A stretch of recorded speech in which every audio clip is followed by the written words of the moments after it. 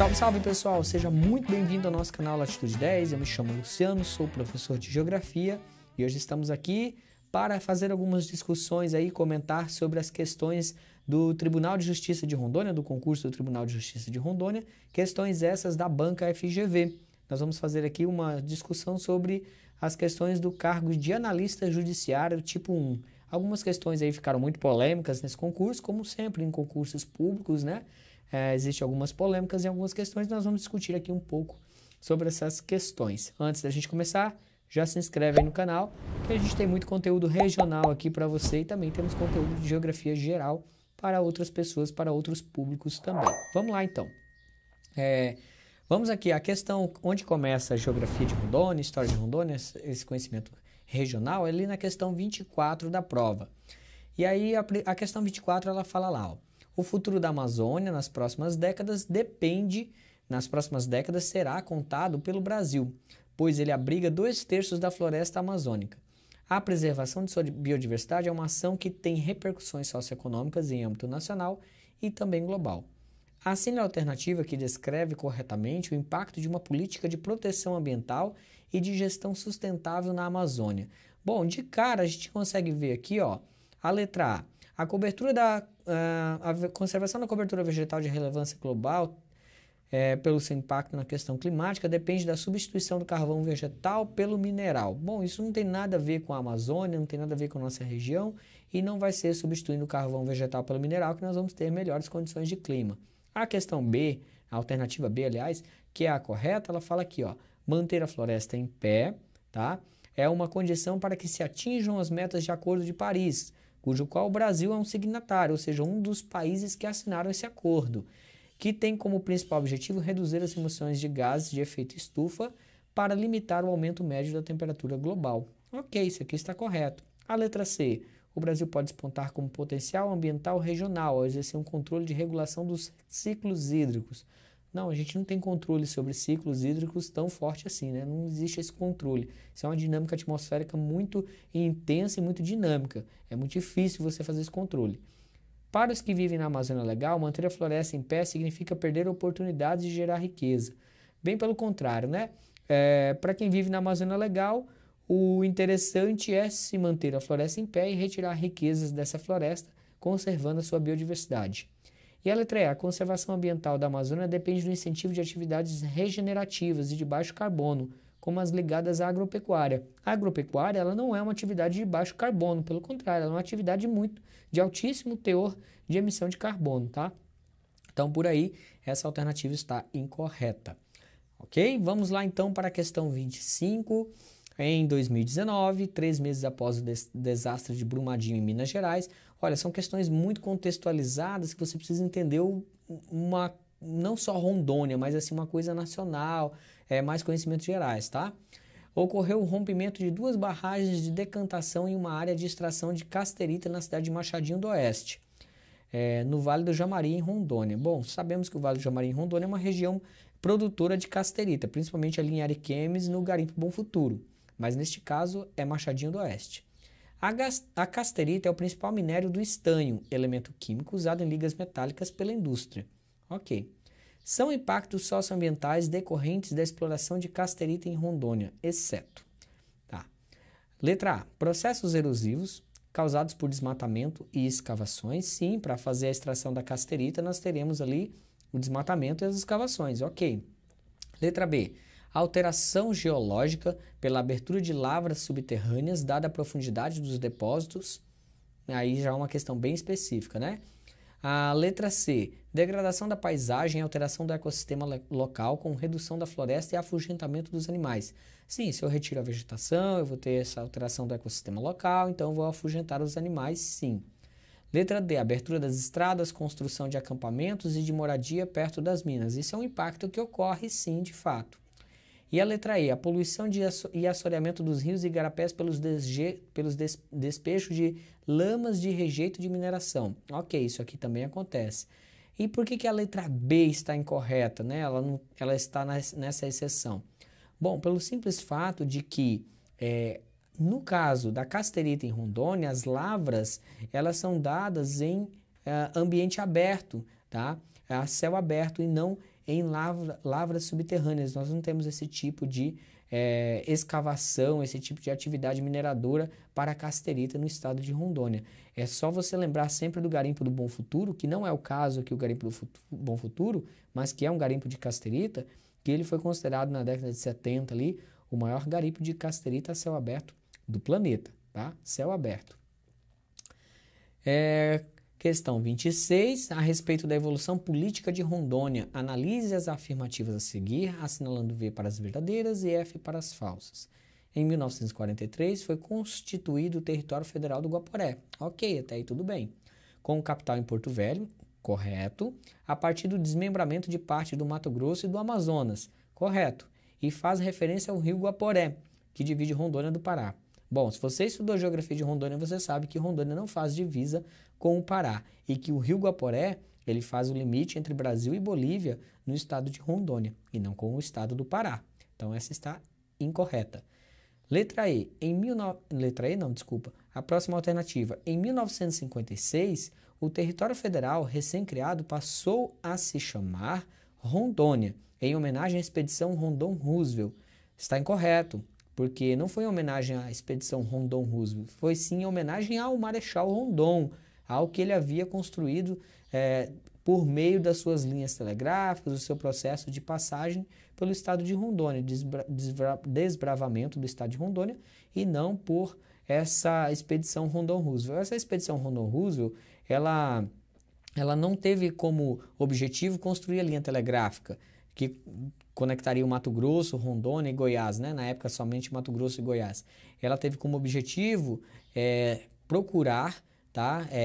Fazer um levantamento biogeográfico da região do Vale do Rio Roosevelt, hoje chamado Rio Roosevelt, que antes se chamava Rio da Dúvida, porque eles não sabiam para que lado a bacia do rio corria, se era para a bacia do Paraguai ou para a bacia amazônica.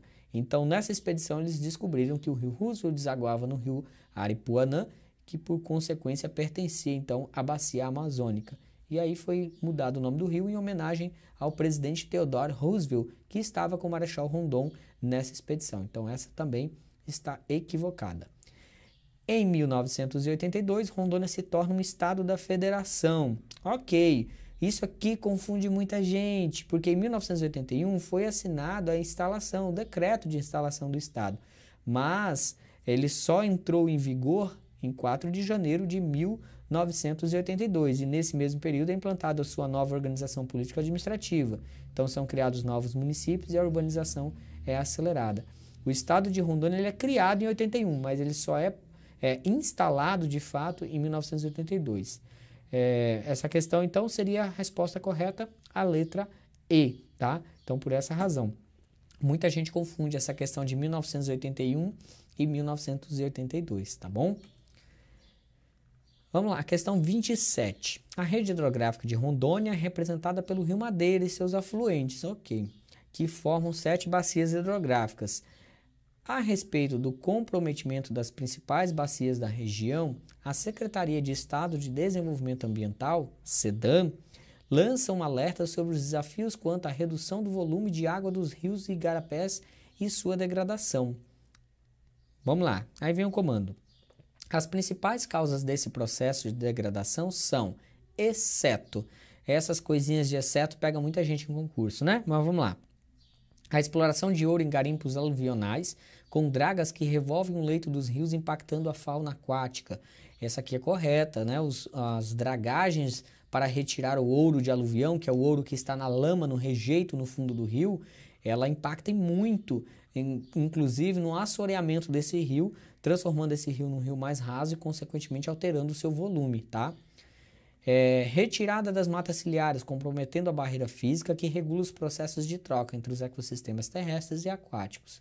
Também está correto, quando você retira a mata ciliar, a vegetação da várzea dos rios, você acaba alterando e muito esse ecossistema. Letra C. Urbanização desorganizada, com a ausência de saneamento básico de programas de tratamento de lixo. Bom, a urbanização ela causa impacto sim nos igarapés, nos rios, nos afluentes, de fato, mas ela não causa alterações no volume de água, tá? No volume, porque lá na questão fala sobre a redução do volume de água dos rios e igarapés e sua degradação, tá? Então tem que haver essas duas situações. Aqui nós só temos a degradação e não a redução de volume. Vamos lá na letra D. As atividades produtivas poluentes, como extrativismo mineral, ou seja, garimpagem. Garimpagem altera tanto qualitativamente a qualidade dessa água, quanto quantitativo, porque vai alterar o leito do rio, consequentemente teremos problemas ali. E a letra E, a instalação das hidrelétricas de Santo Antônio e Jirau, o desmatamento e a crescente demanda por água para diversos usos, sejam eles na agricultura ou na pecuária. A instalação de hidrelétricas, como Jirau e Santo Antônio, elas criam lagos muito grandes, onde a água fica em contato com a superfície, forma ali uma superfície de água muito grande, com uma evaporação muito intensa. Então você altera, sim, significativamente o volume de água do rio, além de essa água infiltrar, tá? Infiltrar pelo solo na região, em quilômetros, em centenas de milhares de quilômetros. Então vai alterar, sim, o volume da água deste rio. Toda atividade hidrelétrica altera significativamente o volume de água, algumas mais, outras menos, dependendo do volume. E vamos lá para a questão 28, tá? A questão 28, a respeito do desenvolvimento da agricultura em Rondônia, analisa as afirmativas a seguir. V para verdadeiros e F para falsos. Olha lá. Primeira alternativa. O desenvolvimento mais sistemático das atividades agrícolas ocorreu nos anos 1970, a partir de projetos de colonização do governo federal, através do Instituto Nacional de Colonização e Reforma Agrária, INCRA, com o Pique Ouro Preto na região central do estado, próximo à vila de Rondônia. Bom, em 1970 não existia ainda o município de Ji-Paraná, tá? Então, essa região era chamada de Vila de Rondônia. E sim, o Pique Ouro Preto fazia parte desse projeto de assentamento agrário pelo governo federal, tá? Então, essa daí é verdadeira. A partir da consolidação da malha rodoviária nos anos 80, a expansão da pecuária extensiva mudou a estrutura fundiária da região, favorecendo a conversão de áreas agrícolas em pastagens e consolidando a agropecuária e a concentração de terras. Sim, verdadeira. Por quê? Quando houve a consolidação dessa malha rodoviária, principalmente com a pavimentação da rodovia BR-364 no estado de Rondônia, muitas das áreas acabaram sofrendo a influência de grandes agricultores, de pecuaristas e agricultores, que começaram a concentração fundiária, ou seja, começaram a comprar terras, tá? E acumulando terras em fazendas. É só você observar, quem é de Rondônia, observar que ao longo do trecho da BR-364 são poucas pequenas propriedades, são em grande maioria latifúndios, tá? Em volta da BR-364. O que predomina são os latifúndios e não os minifúndios. Desde o ano 2000, a região ao sul do estado, conhecida como Matopiba, é abarcada pelo deslocamento da fronteira agrícola da soja. Tá, vamos parar aí porque essa daqui está errada. Matopiba é o acrônimo, tá, para uma região do Brasil que coincide ali com os estados do Maranhão, do Tocantins, do Piauí e da Bahia, que é uma região produtora de soja, de grãos do Brasil, uma região com intenso avanço da expansão da soja, uma fronteira agrícola, mas não tem nada a ver com Rondônia, tá? Então a resposta correta, letra B. As duas primeiras são verdadeiras e a última aí é falsa, tá bom? Continuando, vamos lá. Questão 29 aqui. Entre os interesses envolvidos na delimitação do território rondoniense no período colonial, é importante destacar a preocupação da coroa lusa com a conquista e manutenção da região amazônica, que levou ao financiamento da expedição de Gonzalo Pizarro e Francisco de Orellana. Vamos pegar só o nome do Francisco de Orellana? Ele não era português, tá? Ele era um espanhol, ele era um conquistador espanhol e não entra nesse contexto aí, tá? Então já eliminamos essa alternativa. A expulsão dos holandeses no Maranhão, que levou à fundação de fortificações na embocadura do Amazonas, como o Forte de São Joaquim e o Forte do Presépio de Santa Maria. Não eram esses fortes, não foi essa situação, tá? Ali nós temos a fundação, no caso de Belém, tá? Em Belém do Pará que nós temos a fundação da cidade de Belém com a construção de um forte, e não o outro caso. A ação de bandeirantes em busca de ouro aluvial e outras riquezas do sertão como a de Raposo Tavares, que partiu de Belém e chegou à Bolívia. Raposo Tavares partiu de São Vicente, atual São Paulo, para Belém e não para a Bolívia, saindo de Belém, tá? Então ele também não atingiu a foz do rio Jamari, ele atingiu a foz do rio Amazonas, passando pelo rio Guaporé, pelo Mamoré, pelo Madeira, até chegar ao rio Amazonas. E letra D, as atividades missionárias dos jesuítas que implantavam aldeamentos e, com base na mão de obra indígena, tornavam-se os principais fornecedores das drogas do sertão. Correto, né? Os missionários, eles formavam esses aldeamentos e utilizavam a mão de obra indígena, inclusive para essa coleta das drogas do sertão e fazer comércio com a coroa portuguesa. E a letra E, só por via das dúvidas, a implantação de vilas no Vale do Guaporé pela Companhia de Comércio Grã-Pará e Maranhão, que estimulou a imigração de colonos pobres oriundos de outras capitanias. Não, a implantação de vilas no Vale do Guaporé pela Companhia de Comércio Grã-Pará e Maranhão tinha mais a ver com o controle da navegação nessa região do que trazer, quando se fala de imigração, nós estamos falando aí do primeiro ciclo da borracha, do segundo ciclo da borracha, do ciclo agropecuário.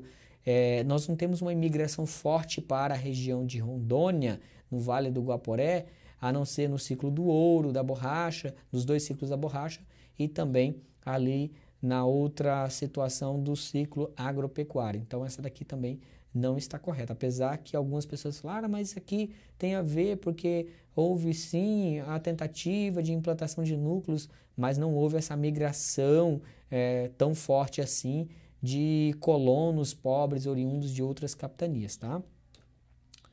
Dentre os sistemas gerais de circulação atmosférica, de destaque para Rondônia, assim como para a Amazônia como um todo, responsáveis pelos padrões hidrológicos e climáticos, vale ressaltar o sistema meteorológico que atua nos trópicos, onde se encontravam os ventos nordeste e leste, conhecidos como anticiclone dos Açores e anticiclone do Atlântico Sul, respectivamente. O trecho se refere ao sistema meteorológico denominado. Professor, eu não entendo nada de climatologia, quanto mais algo tão específico assim. Olha, essa é uma questão aqui que você precisaria, por exemplo, estar assistindo previsão do tempo com muita atenção, tá? Quando passa na TV. Essa questão aqui, ela fala sobre a circulação geral da atmosfera. Nós temos aqui na letra A zona de convergência tropical, na letra B a zona de convergência intertropical, na letra C a zona de convergência do Atlântico e na letra D a zona de convergência do Pacífico, que não é o caso do Brasil, nós não temos o Oceano Pacífico, e a zona de convergência equatorial na letra E. Bom, vamos aqui para essa imagem. Ó. A resposta correta é a letra B, mas vamos entender aqui. Ó. Essa aqui é a zona de convergência intertropical. Ela atua principalmente nessa região entre os trópicos e a linha do Equador. Trópico de Câncer no hemisfério norte, Trópico de Capricórnio no hemisfério sul e a zona de convergência intertropical. O que nós temos aqui? Nós temos um anticiclone tanto no Atlântico Sul quanto aqui no arquipélago de Açores, tá? Esses anticiclones acabam mandando os ventos para essa região aqui, ó, para essa região, tá? Enviando esses ventos eles vão acumulando umidade, o que faz com que essa zona seja uma zona de intensas chuvas. E a Amazônia ela é regida por estas chuvas. Então, por essa razão, a resposta correta é a letra B, a zona de convergência intertropical. A gente escuta falar bastante isso aqui na previsão do tempo. A gente escuta uma outra também chamada de zona de convergência do Atlântico Sul, tá? Mas não tinha essa alternativa aqui. Atlântico Sul é aquela responsável por levar os ventos úmidos da Amazônia para a região sudeste do Brasil, por exemplo, mas não é esse caso. Então, zona de convergência intertropical. Bom, pessoal, nós encerramos aqui. Essa foi a prova analista, tá? Judiciário, tipo 1. E nós fizemos essa análise aqui de algumas questões. Espero que vocês tenham tirado a dúvida aí, quem queria entrar com recurso ou algo assim. E espero ter esclarecido. E claro, isso serve de aprendizado para outros concursos também, principalmente da banca FGV. Meu muito obrigado. Não deixe de se inscrever em nosso canal. Até mais.